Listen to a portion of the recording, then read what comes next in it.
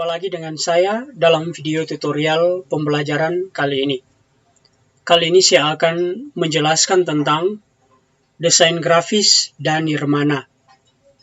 Adapun yang menjadi tujuan dari pembelajaran adalah siswa dapat memahami materi yang diajarkan dan dapat mendesain dengan menerapkan dasar-dasar desain grafis dan nirmana. Nirmana adalah pengorganisasian atau penyusunan elemen-elemen visual seperti titik, garis, bidang, gempal, warna, tekstur menjadi satu kesatuan yang harmonis.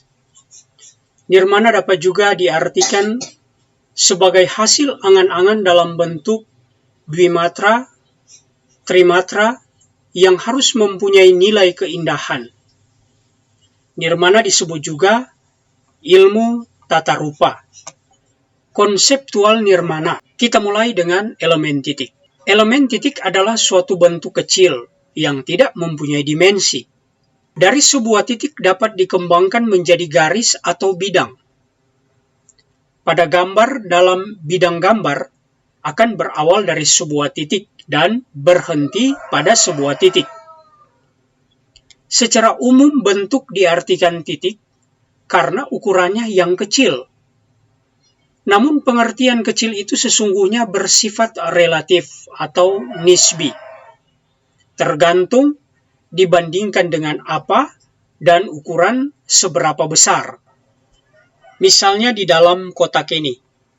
Kalau kita perhatikan, titik ini akan kelihatan kecil apabila ditempatkan pada bidang yang besar.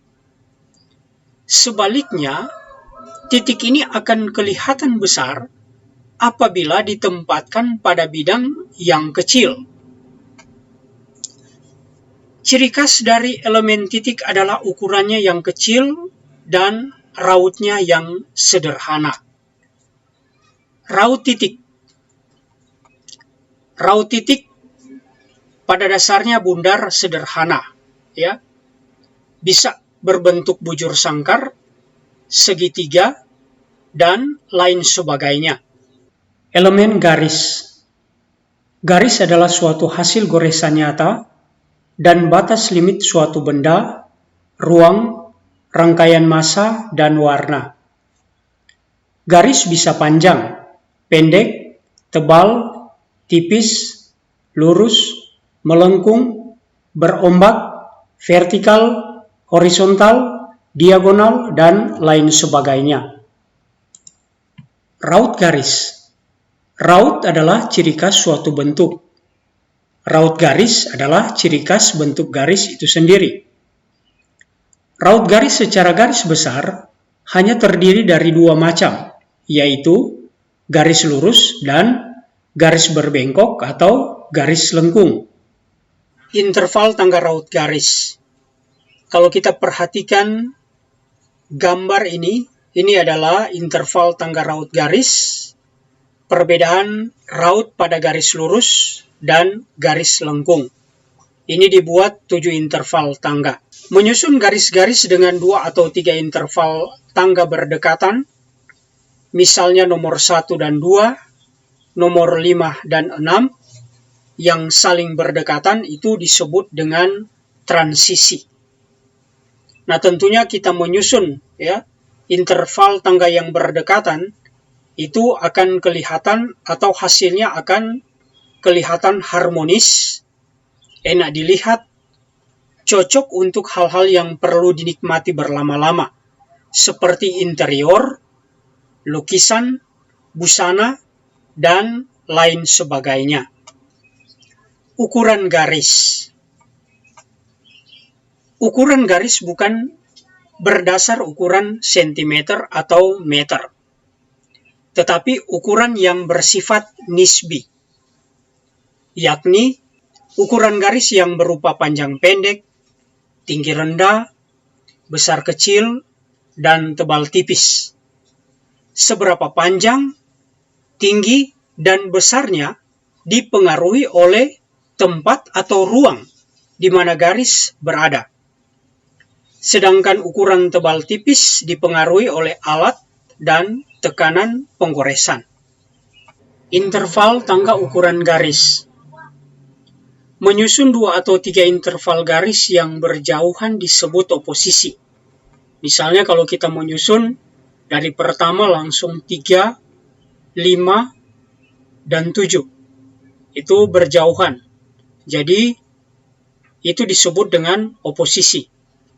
Tentunya hasilnya akan kelihatan kontras, dinamis, keras, kuat, tajam. Kurang bagus dilihat jika tidak tepat menyusun ukuran garisnya. Arah garis.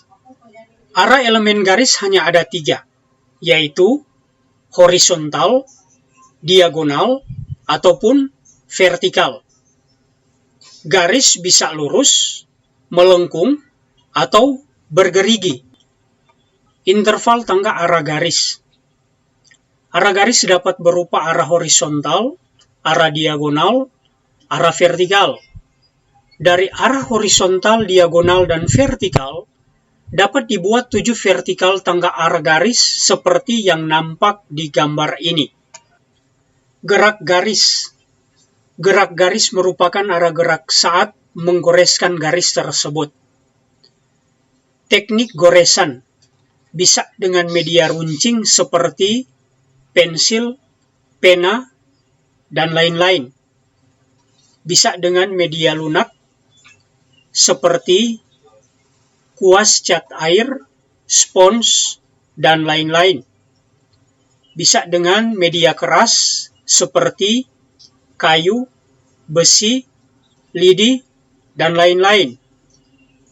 Bisa juga dengan goresan pisau, goresan lilin, media garpu, sisir, dan lain sebagainya. Jadi gerak garis bisa dikatakan irama garis. Elemen bidang. Bidang merupakan bentuk yang menempati ruang. Dan bentuk bidang sebagai ruangnya sendiri disebut ruang dwimatra atau 2 dimensi. Bidang hanya berdimensi panjang dan lebar. Bidang sebagai ruang adalah ruang dwimatra dan merupakan tempat di mana objek-objek berada. Aplikasi susunan bidang dapat dilihat saat orang menyusun tehel lantai maupun dinding, menyusun foto di dinding, ataupun menyusun lukisan. Raut bidang.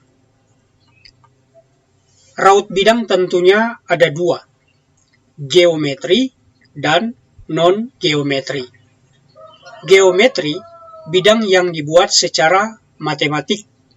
Misalnya yang nampak pada gambar ini ada segitiga, persegi ini, jur sangkar, segi 5, segi 6, dan lain sebagainya. Selanjutnya raut bidang non-geometri. Non-geometri bisa bidang sudut bebas, bidang organik, bidang maya, ataupun bidang gabungan. Bidang bersudut bebas seperti yang nampak pada gambar ini. Selanjutnya raut bidang organik non-geometri yang nampak seperti pada gambar ini. Selanjutnya raut bidang maya non-geometri seperti yang nampak pada gambar ini. Dan terakhir raut bidang gabungan non-geometri seperti yang nampak pada gambar ini. Ukuran bidang. Bidang memiliki dimensi panjang dan lebar. Bentuk bidang memiliki ukuran. Ukurannya bersifat nisbi, relatif. Ukuran bidang secara nisbi hanya ada 2, yaitu luas dan sempit. Sekali lagi, ukuran bidang secara nisbi hanya ada 2, yaitu luas dan sempit.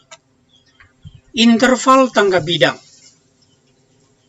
Interval tangga bidang merupakan tangga bidang di antara 2 bentuk bidang berkontras. Misalnya, dari segitiga ke bulat lonjong, dari persegi panjang ke bulat lonjong, dan seterusnya. Interval tangga bidang. Berdasarkan pada interval tangga bidang dapat dihasilkan susunan bidang sebagai berikut. Pertama, susunan repetisi, kedua, susunan transisi, dan ketiga, susunan oposisi. Tentunya untuk susunan repetisi itu raut bidangnya sama. Susunan ini hasilnya monoton. Ada kesan resmi, rapi, terlihat statis dan menjemukan. Sedangkan susunan transisi itu memadukan raut bidang dengan 2 atau 3 interval yang berdekatan. Hal ini akan menghasilkan harmonis, ada dinamika, dan enak dinikmati. Sedangkan susunan oposisi, di mana raut bidang dengan 2 interval tangga berjauhan, raut bidang yang berbeda, hasilnya akan kontras, keras, dan tajam. Interval tangga ukuran bidang. Ukuran bidang bersifat nisbi yang hanya memiliki 2 ukuran, yaitu luas dan sempit. Dikatakan luas jika bidang tersebut berada di tempat yang sempit, dan dikatakan sempit manakala atau bidang tersebut diletakkan pada area yang luas. Di antara ukuran yang luas dan yang sempit tersebut dapat kita buat 7 interval tangga ukuran bidang seperti yang nampak pada gambar ini. Interval tangga arah bidang. Arah bidang dalam suatu arah hanya ada 3, yaitu horizontal, diagonal, dan vertikal. Hal-hal yang perlu diperhatikan saat menyusun bidang dengan perubahan arah yaitu menyusun bidang dengan 1 interval tangga hasilnya monoton, statis, terasa menjemukan. Sedangkan menyusun bidang dengan 2 atau 3 arah berdekatan, hasilnya harmonis, enak dilihat, dan menyenangkan. Selanjutnya menyusun 2 atau 3 bidang dengan arah saling berjauhan, hasilnya kontras, kuat, tajam, dan berkesan kontradiktif. Elemen gempal. Bentuk rupa gempal atau volume merupakan bentuk yang mempunyai 3 dimensi, yaitu dimensi ruang yang terdiri dari panjang, lebar, dan tebal. Pada karya 2 dimensi, komposisi garis, bidang, serta warna akan memberi kesan volume yang bersifat maya atau tidak dapat diraba. Gempal semu merupakan bentuk 3 dimensi yang semu, sehingga susunan gempal semu akan membentuk ruang semu. Pada gambar berikut terlihat susunan bidang-bidang yang menciptakan gempal semu, dengan menyusun bidang geometri lingkaran dengan ukuran yang berbeda, membesar pada bagian tengah. Raut gempal. Gambar ini menunjukkan macam-macam raut gempal, diantaranya seperti kotak, balok, piramida, dan lain sebagainya. Gambar ini adalah susunan gempal dengan raut yang sama, misalnya susunan balok yang berjajar. Susunan repetisi ini akan menghasilkan kesan monoton, kaku, statis, namun juga akan terlihat resmi, rapi, dan teratur.